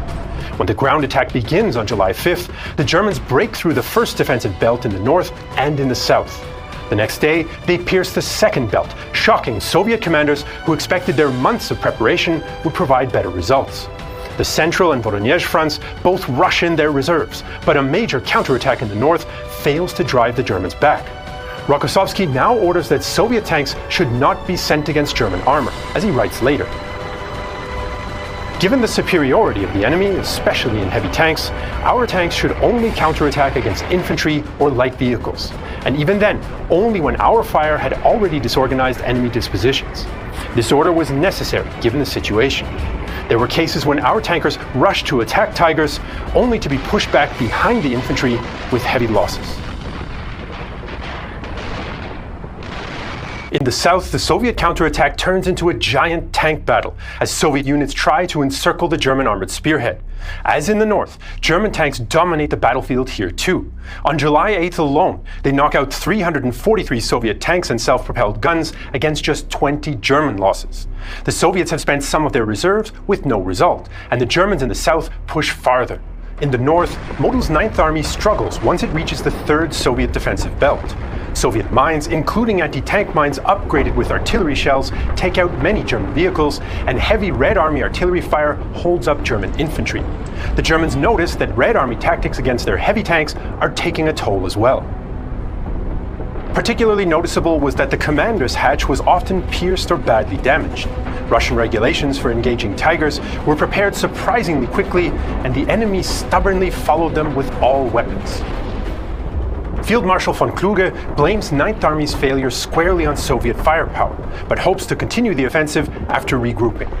Another issue is coordination between German tanks and infantry, as in the case of the 33rd Panzergrenadier Regiment's assault on a hill.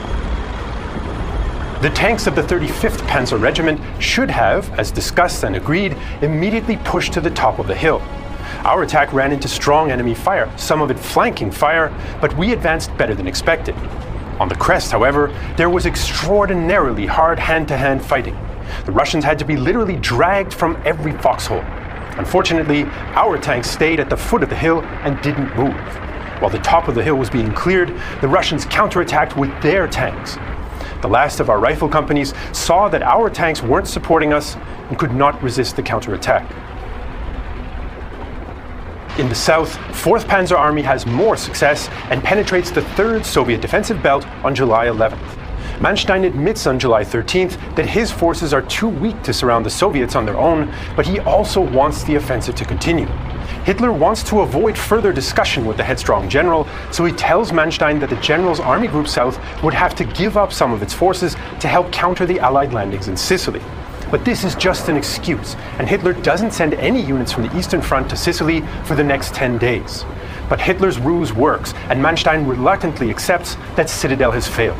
Still, Hitler's lie that he needed to send reinforcements to Sicily becomes one of the most persistent myths about the Battle of Kursk, and still has many defenders today. The German offensive has failed thanks to a lack of forces and stiff Soviet resistance, and because the Soviet counteroffensive has now begun. On July 12th, the Red Army launches Operation Kutuzov. The Soviets break through the German positions facing Oryol, forcing the 9th German Army to send reinforcements to help plug the gaps, which seals Citadel's fate beyond a doubt. Red Army soldier Yevgeny Besonov later describes how the Luftwaffe tries to slow the Soviet advance. That was my first experience of such a heavy air raid. It was pure hell. It's hard to find a comparison for it. You're just lying in your foxhole and waiting for death. Bombs are exploding all around. The ground is shaking and you are shaking. I was frightened to death and wanted to run away from that hell. But I was a platoon commander and had to stay with my soldiers. Further south, the Red Army attacks 4th Panzer Army's vulnerable spearhead. The 5th Guards Tank Army, supported by the 5th Guards Army, will lead the charge after having sat in reserve so far. The Soviet Tank Army is to destroy German armor near the village of Prokhorovka, break through the German line, and drive ahead 30 kilometers. The Soviets use radio transmissions and fake troop movements to confuse the Germans into thinking that there are 2 more Soviet armies west of the German spearheads, but this is just a trick. The attack is so critical to the Soviets that Stalin sends Marshal Vasilevsky himself to Prokhorovka. But when Vasilevsky realizes that the Germans have advanced much farther than expected, he panics and orders a rushed start to the operation on the morning of the 12th. But the Red Army isn't yet ready, and when the 5th Guards Tank Army smashes into the 2nd SS Panzer Corps, confusion reigns. German intelligence fails to anticipate the Soviet attack, so Waffen-SS soldiers like Erhard Goers are completely surprised. We were all sleeping. Then they were on top of us, with planes, endless tanks with infantry on them. It was hell. They were around us, above us, and in the midst of us.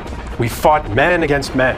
We jumped out of our foxholes, jumped on our vehicles, and took on all comers. It was hell. Despite the shock, the Germans recover and inflict a heavy defeat on the attacking 5th Guards Tank Army. The Waffen-SS units not only hold their positions, but also knock out 382 Soviet tanks and assault guns, of which 227 are completely destroyed. The Soviets are only able to knock out about a dozen German tanks, and only 4 of these are not recoverable. These figures are in stark contrast to later Soviet portrayals of the battle as a Red Army success. For the Germans, though, Prokhorovka is limited to a local, tactical defensive success. The Soviets still have the upper hand, but have to delay their main counteroffensive for 3 weeks because of the heavy losses that they've suffered so far. On August 3rd, they're finally ready to launch the final phase of the battle, Operation Commander Rumyantsev. 7 Soviet armies, 2 of them tank armies, storm the German lines in the southern part of the Kursk salient. 3 more Soviet armies joined them in the next few days, a total of 1 million men, 2,440 tanks and self-propelled guns. Trying to stop them are the 4th Panzer Army and Army Detachment Kempf, both of which have been weakened by sending units to other parts of the front. They've only got 210,000 men and 640 tanks and assault guns, of which just 270 are actually combat ready. The Red Army immediately smashes the German line north of Kharkiv and advances towards the southwest. German units have to avoid being surrounded, so they beat a hasty retreat. On August 5th, Soviet forces liberate Belgorod and Oryol. For the first time since the start of the Great Patriotic War, the Red Army has beaten the Wehrmacht in a big summer battle. In Moscow, Red Army cannons fire a massive 124-gun salute at midnight to commemorate the double liberation. On the 7th, elements of General Katukov's 1st Tank Army reach Bohodukhiv, just 50 kilometers from Kharkiv and nearly behind the German forces fighting there. The German command rushes panzer divisions from other parts of the front and manages to stop the Soviet tank spearhead. In the following days, both sides send more and more reinforcements into the fighting, which develops into another major tank battle. The desperate Germans even weakened their forces defending Kharkiv, which Hitler wants to hold at all costs, to stop this dangerous Soviet drive. The Soviets are trying to push farther southwest towards Poltava, the most important communications and logistics hub for Germany's Army Group South. On August 11th, the Red Army launches another attack, this time with the fresh 1st Guards Army of the Southwest Front. The goal is to encircle Kharkiv from the south. Army Detachment Kempf is now surrounded on 3 sides, and the defense of Kharkiv is becoming untenable. The Germans are able to stop the Voronezh front west of Kharkiv, but the steppe and southwest fronts are getting closer and closer to the city. By the 18th, Hitler has to admit that the situation in Kharkiv is hopeless for the Wehrmacht, and prolonging the city's defense risks another Stalingrad-style disaster. He allows Manstein to give up the city if necessary. The same day, the Germans complete their retreat from the Oryol sector, bringing Operation Kutuzov to a close. The Soviet pincers close ever tighter around Kharkiv, and on the night of August 22nd to 23rd, the Wehrmacht leaves the city to the Red Army. The Battle of Kursk, which has raged for 50 days, is over. The Battle of Kursk is the biggest battle of the Second World War and one of the bloodiest in history. Historians still argue about Soviet losses today, and the exact figures will probably never be known. In all probability, at least 1.2 million Red Army soldiers are killed or wounded, 7,000 tanks and assault guns destroyed, and 3,000 aircraft lost. The Germans lose about 203,000 dead, wounded, and missing, 1,200 tanks and self-propelled guns, and 650 aircraft. Although Soviet losses are far heavier and the Red Army fails to achieve its operational goals, Kursk is a serious defeat for the Germans. They hesitated before deciding to attack and to exploit the initial successes, they underestimated the enemy, had inaccurate intel, and all this without any margin for error given their logistical and numerical disadvantages. They don't achieve any of the goals that they had when they attacked in July either. They don't destroy the Soviet forces in the Kursk salient, they don't weaken the Red Army enough to prevent its offensive, they don't shorten the front to free up reserves, and they don't capture hundreds of thousands of Soviet prisoners that they wanted to put to work as forced laborers back in Germany. Hitler had hoped that a victory at Kursk would convince the world that the Wehrmacht was invincible, but the result is the opposite. For the first time, the Red Army stopped a major German summer offensive within a few days, and despite enormous losses, went over to the offensive all along the Eastern Front. By the end of summer 1943, German combat power in the East was exhausted, and they could no longer replace their losses. The defeat at Kursk also has repercussions at home. In spring 1943, most Germans still believed military victory over the USSR was possible, but after Kursk, morale begins to fall. And the victory at Kursk was the start of more Axis setbacks in the east. From August to December, the Red Army throws the Germans back from Kharkiv to the Dnipro River. Soviet forces recapture Kiev in November, but German forces fight hard and manage to keep a few bridgeheads on the eastern bank.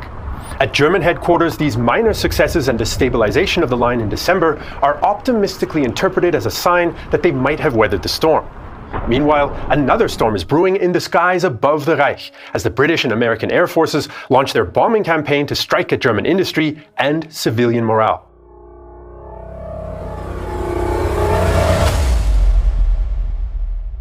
At the January 1943 Casablanca conference, Allied commanders call for a combined bomber offensive against Germany.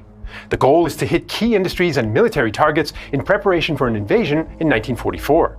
Allied command still prioritizes U-boat facilities at first, but by June 1943, the point-blank directive shifts the focus to German aircraft and ball-bearing production. U.S. Army Air Force Chief Henry Arnold strongly supports strategic bombing and has expanded U.S. air power since 1940. He especially believes that the targeted daytime bombing of specific key industries like oil or ball bearings can cripple German war production. British Bomber Command Chief Arthur Harris, who's skeptical of such bottleneck bombing, wants the US to join the RAF in nighttime area bombing, but Arnold maintains independence. The RAF and USAAF campaigns will build on each other, but are largely separate. From the US side, the 8th Bomber Command will carry out most of the new missions for summer and fall 1943, flying from RAF bases across East Anglia. By late summer, the US had almost 400 heavy B-17 bombers in 21 bombardment groups ready for operations in the skies over occupied Europe. The 8th conducted small-scale raids, especially in occupied France in 1942, but a lack of bombers limited operations against Germany. By 1943, though, new aircraft, personnel, and equipment are arriving, allowing for operations to be ramped up. In summer 1943, the 8th launched a series of raids to coincide with the RAF's bombing of Hamburg.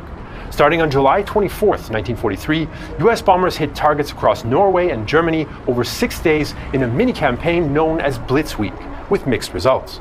A firestorm in Hamburg damages some U-boat production facilities and kills and wounds thousands of civilians, while the Norway bombing sets back nitrate production by a few months.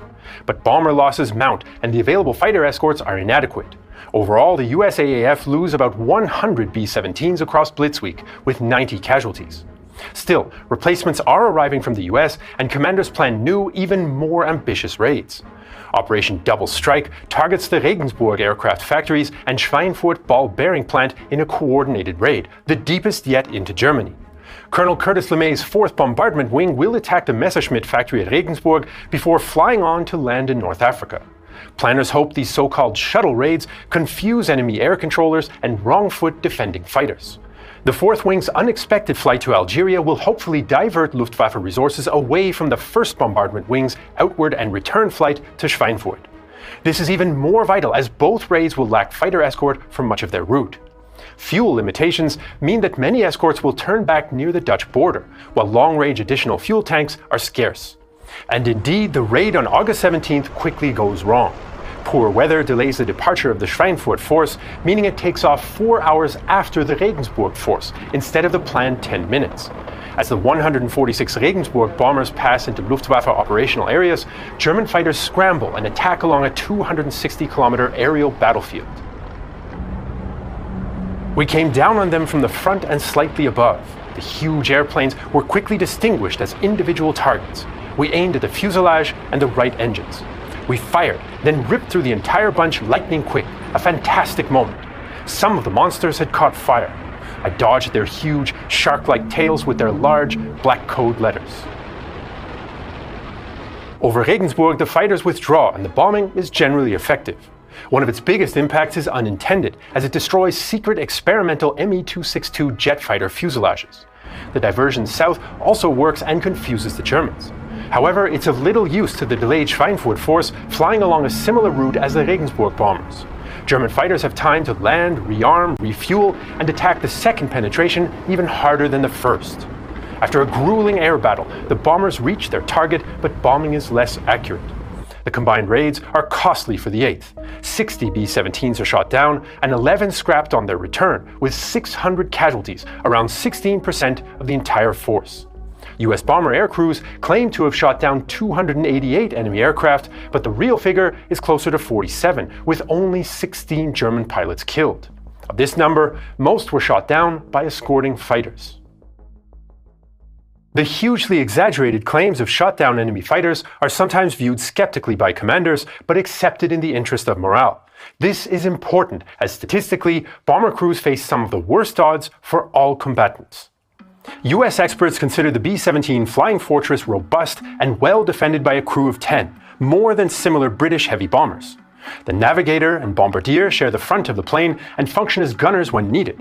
The pilot and co-pilot are positioned with the engineer, who mans the top turret as required. The radio man in the center of the plane also has his own machine gun, although most defensive fire is provided by a lower ball turret, 2 waist gunners, and the tail gunner. To improve the B-17's weaker frontal defenses, later G models have a remote-controlled chin turret usually operated by the Bombardier, although these are not widely available until 1944. Instead, many late 1943 B-17s had additional guns installed in the plexiglass nose. In general, the B-17 is supposed to be self-defending in large formations, although gunners lack training, and despite wildly exaggerated claims, German losses to B-17 defensive fire remain low. One 8th Air Force commander was critical. I really felt that the gunners, in some cases, were more a hazard than they were a protection. I do not think we will ever know how many airplanes we shot down ourselves by this wild spraying of 50 caliber machine guns. US planners try to improve the B-17s, but enemy fighters and flak are just 2 of many dangers. Accidents are a problem, made worse by lack of maintenance time, as are friendly fire, collisions in formation flying, frostbite, and poor weather. Many pilots lack experience taking off and landing in fog, especially with overladen planes. An overloaded B-17 stalling out under 1,000 feet met its spectacular end in seconds. 3 tons of bombs, 2,700 gallons of high-octane fuel, about 6,000 rounds of 50 caliber ammunition, along with oxygen tanks, hydraulic and lubricating oil, all hitting the ground at over 200 miles an hour, left nothing but a steaming black smear. A whole crew bailing out is possible, but dangerous. Crew have to grab their parachutes in time, fight against the forces of a tumbling plane, and avoid other planes or debris in the sky. Pilots often remain on board to keep the plane flying level. The men also fear being shot while parachuting, and German civilians occasionally attack downed bomber crews. Stoked by Nazi propaganda regarding Anglo-American Luftgangsters, conservative estimates suggest lynch mobs kill around 350 downed airmen, especially from 1944, although the actual figure might be higher. German troops, though, generally do take prisoners. Sergeant Ray Manley recalls his reception after bailing out. 4 German soldiers approached me and asked if I was armed. I said no, and then one of them replied in perfect English, "For you, the war is over." Then they walked me to a nearby village where a crowd of people had gathered. A little blonde girl, aged about 5 or 6, stood and looked me over. She smiled at me, the only friendly face there. Successive missions with high casualties also result in psychological breakdowns. The USAAF reassigns sufferers to non-combat roles, but crews see psychological wounds with a social stigma attached. The men also know that the bombing kills more German civilians than soldiers, which adds additional stress for airmen like Colonel LeMay. You drop a load of bombs, and if you're cursed with any imagination at all, you have at least one quick, horrid glimpse of a child lying in bed with a whole ton of masonry tumbling down on top of him, or a 3-year-old girl wailing for Mutter, Mutter. Then you have to turn away from the picture if you intend to retain your sanity. For 8th Bomber Command crews, the stats are grim. A 1943 study finds only 26% complete their 25 missions. 57% are killed, missing, or captured, and 17% are wounded, killed in accidents, or discharged due to mental conditions. But numbers paint an incomplete picture. Casualty rates among bombers vary greatly between different parts of the formation. Some may escape unscathed, while others might be almost wiped out. The 100th Bomber Group gains a grisly reputation for high losses, earning it the nickname the Bloody 100th. At Regensburg, the 100th loses 9 of 21 attacking bombers, the highest of any group. 100th Bomber crewmen begin to suspect that Luftwaffe fighters are deliberately targeting them, perhaps as revenge. A story spreads among US crewmen that on an earlier raid, a damaged B-17 from the 100th dropped its landing gear to signal surrender to a German fighter. When the fighter flew closer to escort it to the ground, the B-17 gunners opened fire, shooting the fighter down. The story, though, is probably false. The reality is likely more mundane. At Regensburg, many 100th Group bombers flew in the most vulnerable positions of the wing, the high and low squadrons of the low combat box in the formation. These exposed positions lacked the supporting fire of the central ones and were often targeted first, earning the nickname Purple Heart or Coffin Corner. But the rumor sticks, and in October, a new raid seems to confirm the bloody 100th curse. On October 10, 1943, US planners target the city of Münster. 274 B-17s will attack the city center in the first explicit US raid to bomb civilian housing. The goal is to kill or render homeless workers of Münster's factories and transport facilities, reducing both manpower and morale. The aiming point is the Münster Cathedral on a Sunday afternoon. The 100th is exhausted after another week of intense bombing, but the Americans expect the Münster raid to be relatively easy due to its proximity to the Dutch border and fighter escort. However, it soon turns into a disaster. Fog prevents some escorts joining the bombers, and up to 350 Luftwaffe fighters scramble to intercept the raid, especially the 100th Bomb Group in Coffin Corner. Captain Frank Murphy aboard a 100th Group B-17 nicknamed Here We Go recalls. The German aircraft came after the 100th in seemingly endless waves. As one element of fighters broke away, another was turning for a head-on attack far ahead of us.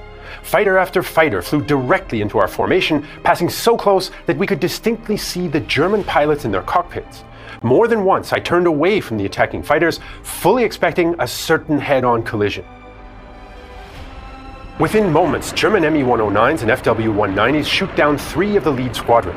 Damaged bombers, falling out of formation, found themselves especially vulnerable to heavy twin-engine German aircraft like the Me-110, 410, and Ju-88. The bombers' gunners attempted to drive off the attacks, but weapons jam, crewmen are wounded, and ammunition runs out. The B-17's waist guns and turrets are often the most dangerous position to man. Within stricken B-17s, chaotic scenes play out. I heard loud yelling behind me. I turned and saw Sergeant Auger squatting beside the navigator with blood streaming down his face. The navigator, obviously in a state of complete shock, was screaming at him, "Get back on your guns or I'll kill you!" He started searching through his gear for his pistol. The US loses 30 B-17s. Of the 100th Group's 13 bombers on the raid, 12 are shot down, with 32 killed and 88 captured. The lone surviving bomber, the Royal Flush, limps home on 2 engines, a non-functioning oxygen system, and wounded crew. Its pilot, Robert Rosenthal, will go on to complete 52 missions, double the standard tour. Despite the losses, the lead bombers hit Münster, killing 700 civilians. For the bombers, the lesson of October's so-called Black Week is the need for better long-range fighter escort. New fighters like the P-51 Mustang and improved fuel drop tanks are coming, but Allied plans to cripple the German war industry mean bomber missions often outrange fighter escort. 4 days after Münster, the 100th Bomb Group joins another ambitious mission deep into Germany. The target is once again Schweinfurt. Bomber Command believes a raid on the ball bearing plant can set back German fighter production by months. It will be the biggest US raid yet. 383 B-17s in 2 forces will penetrate into Germany without fighter escort. Within 100 kilometers of their route, around 1,100 Luftwaffe fighters are based. US veterans of the first Schweinfurt raid 2 months prior are concerned. When the briefing officer said, "Gentlemen, your target for today is Schweinfurt," everyone groaned. The ball bearing plants would be heavily defended. We knew our 3rd mission would be one hell of a fight. Once again, the raid starts poorly. Delays and bad weather confuse fighter escort rendezvous. By the time escorting P-47s near the German border, some have only 15 minutes of fuel left for combat. Mechanical problems mean that only 291 bombers continue on to the target. When the Allied fighter escort turns back around Aachen, the Luftwaffe attack with everything they have, including a new weapon. The tail gunner shouted that an Me-110 behind us, out of range, was firing something at us, and it was leaving a black stream of smoke. We didn't know what it was at the time, but we discovered later that it was a rocket.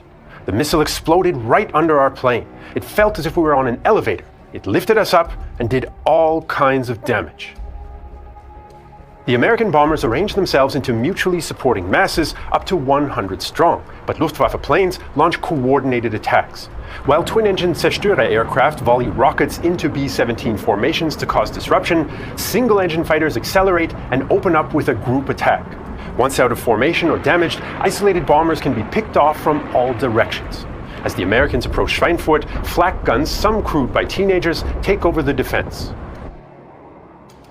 Our fire control equipment registered the formation immediately. Every 3 seconds the alarm bell rang. That means volley fire from all guns. The enemy aircraft were densely surrounded by the air bursts of anti-aircraft shells. Large, dark, in some places blood-red clouds of smoke and dust hung over the city. Often only afterwards were we stricken with fear. We 16-year-olds had to overcome it each in his own way. 228 B-17s reach Schweinfurt to bomb it, with generally good accuracy. The Luftwaffe pursues them on the return flight as well.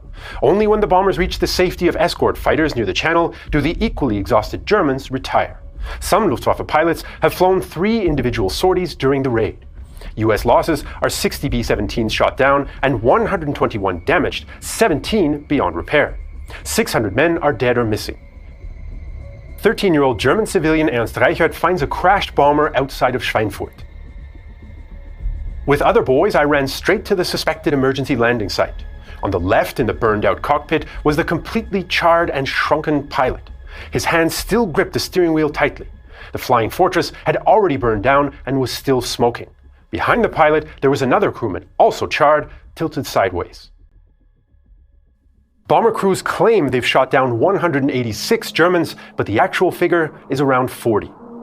Allied commanders claim the attack destroys 3 ball-bearing factories and shuts down the entire works. Privately, though, 8th Bomber Command is concerned about the high losses. The second Schweinfurt raid ends the Americans' deep, unescorted penetrations, while poor weather stops major bombing until February 1944. When commanders assess the year's progress, they're still not sure how much damage they've done. Assessing the damage is difficult due to inaccuracies in bomber surveys and debates about the German war economy. Post-war RAF and USAAF surveys tend to exaggerate the impact both economically and psychologically. In the USAAF's case, this was partly to encourage its reform as a separate, independent branch of the military.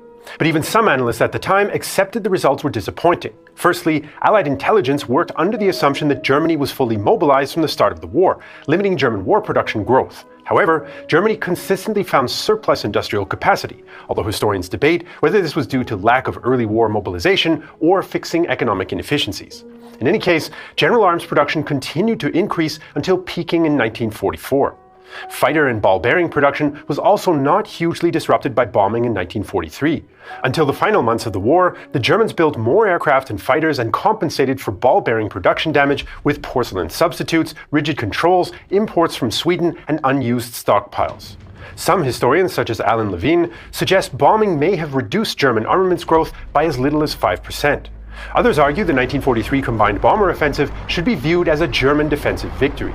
Although no bomber force was totally destroyed or forced to turn back, Allied bombers failed to cripple German war production.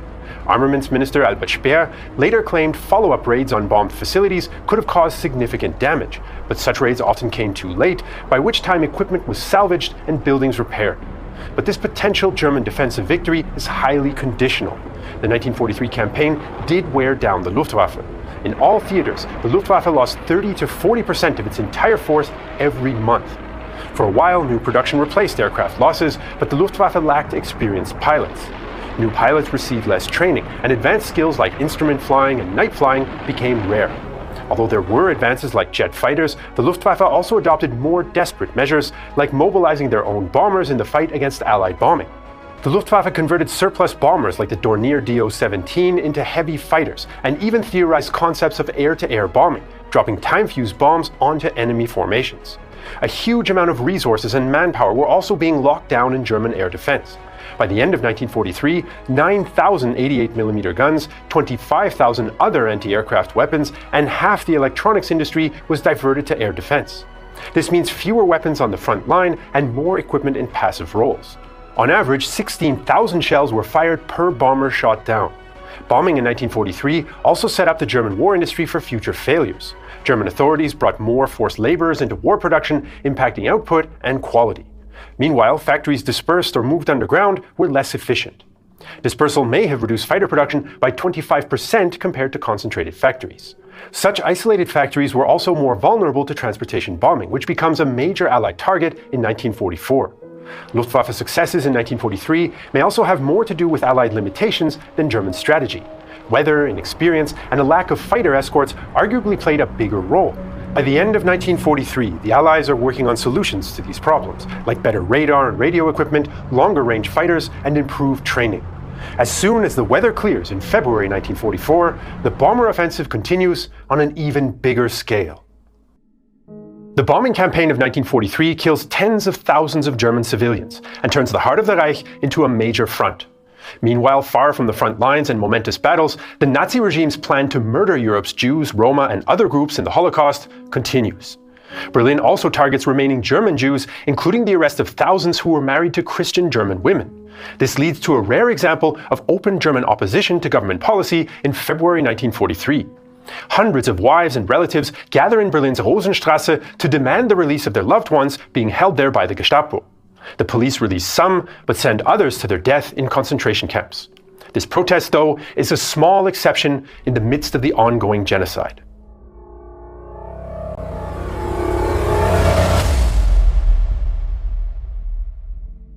Aktion Reinhardt is the name the Germans give to their operation to kill the more than 2 million Jews living in ghettos in Eastern Europe.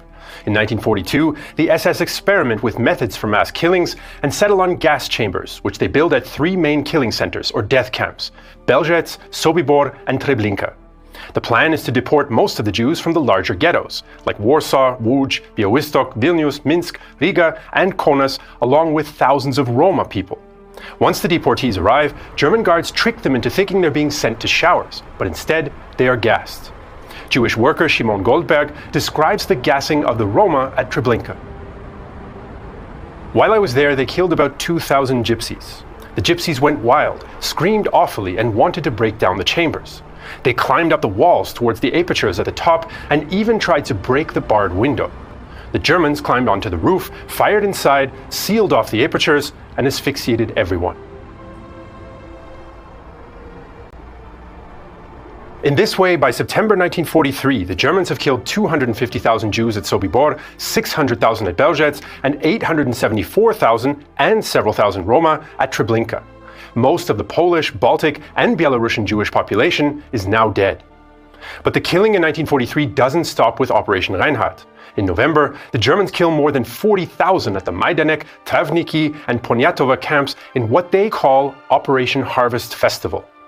And in other parts of Europe, German and collaborationist authorities continue deporting and murdering other Jewish communities.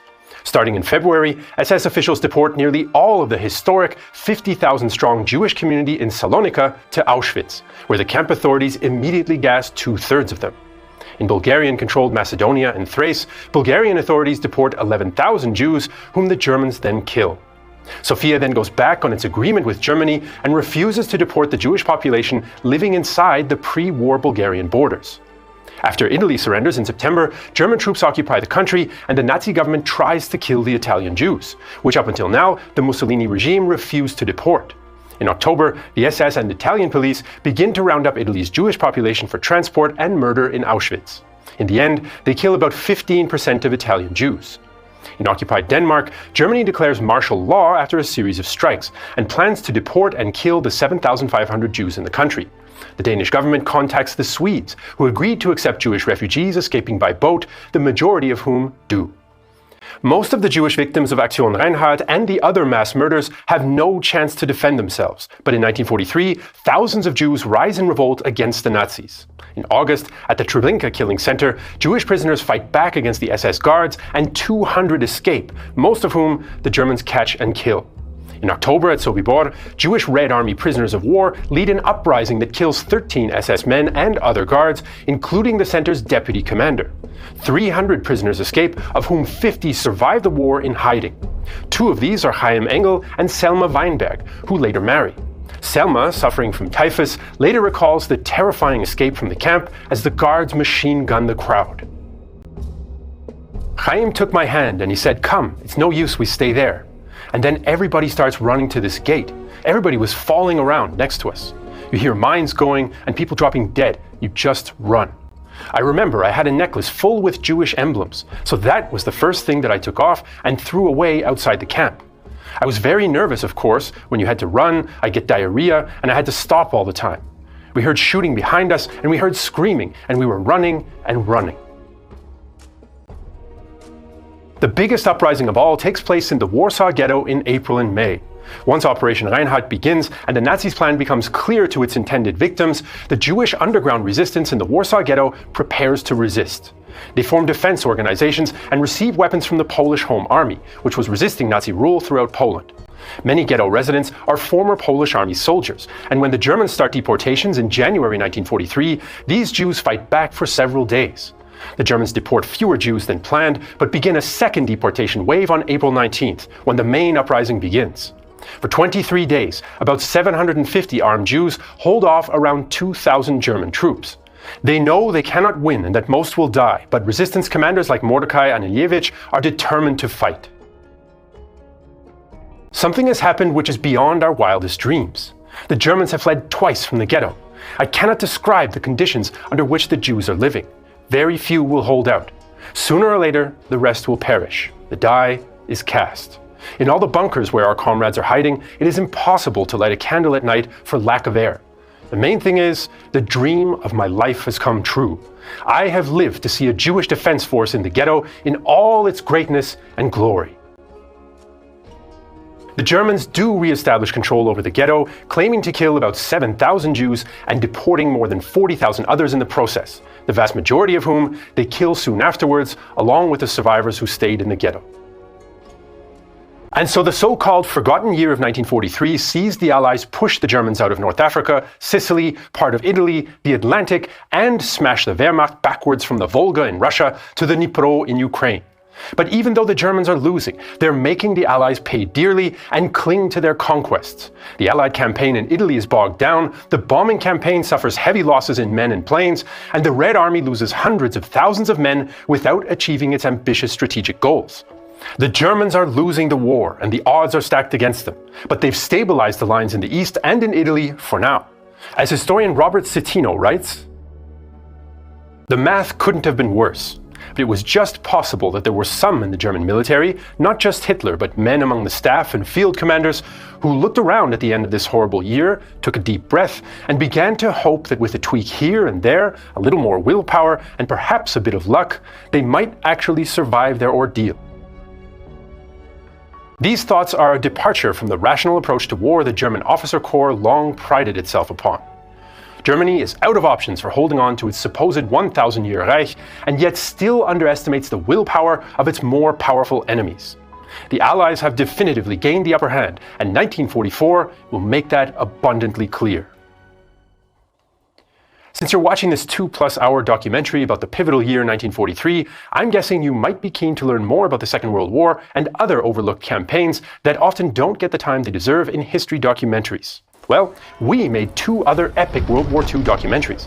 The first one is 16 Days in Berlin, the most detailed documentary about the Battle of Berlin ever produced.